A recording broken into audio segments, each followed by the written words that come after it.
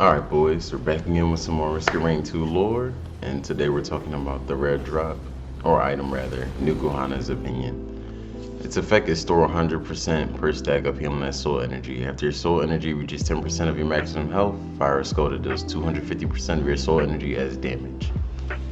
Moving on to the 3D model.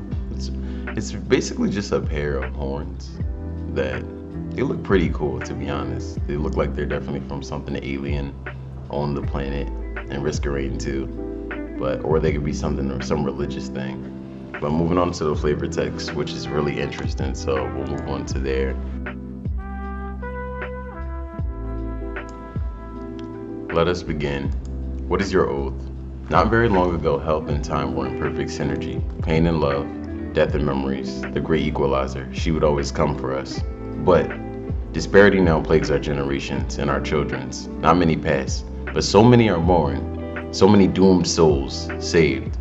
Our hubris as a race continues to grow unchecked, unrestrained. Now there is no volume in our world for death, and she cannot visit us. But being alive is only an offset from death. Without contrast, won't we all be dead in life? The standard has shifted, and now we are also very close to never living again. We must make volume for her name to restore the balance. Let us consume the concepts, so we may begin to drain the bloated cistern that is our world.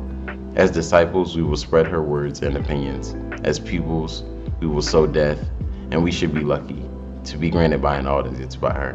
We shine. The Nortormat chapter 1, stanza 1, verse 2.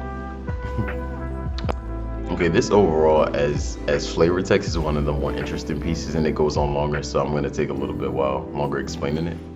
Basically, the whole concept of Risk of Rain 2, I think the main point and concept is time. As you play the game, whether you play on drizzle, rainstorm, or monsoon, the enemies are constantly getting stronger.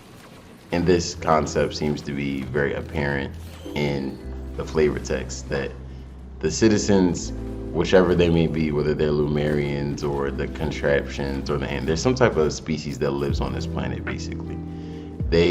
They no longer die for whatever reason, and that's probably due to the fact that in Risk of Rain 2, as time goes on, everything continues to get stronger, and there's nothing to kill it.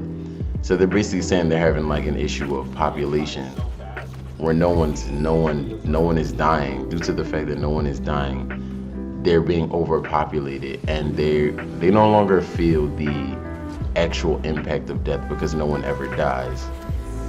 So this seems like a religious text, or rather, in them preaching about the fact that they should kill so that they can restore balance to the world and they don't overpopulate and feel like life is meaningless because none of them basically can die. That's the whole concept of them consuming her concepts. And it's funny that that is what they're trying to tell you, because the effect of it is to the excess soul energy you get turns into an attack to kill other things. So basically, it's like, genocide in a sense, due to the fact that they're just trying to kill and sow death so that they aren't overpopulated and that they can still be in balance with the world by killing. Because it's unnatural for them to have that many people in their population, basically. It's a very complicated concept, but you can understand it because of the way Risk of Rain works in its concept, and with the concept of time and how everything grows stronger. And without you there, nothing will technically die, because most of the species on this planet seem to be in a symbiotic relationship where they aren't in conflict with each other. But what's your take on it, guys? Let me know in the comments, or if you feel like I missed something, like, sub, share, and I'll talk to you guys next week. Well.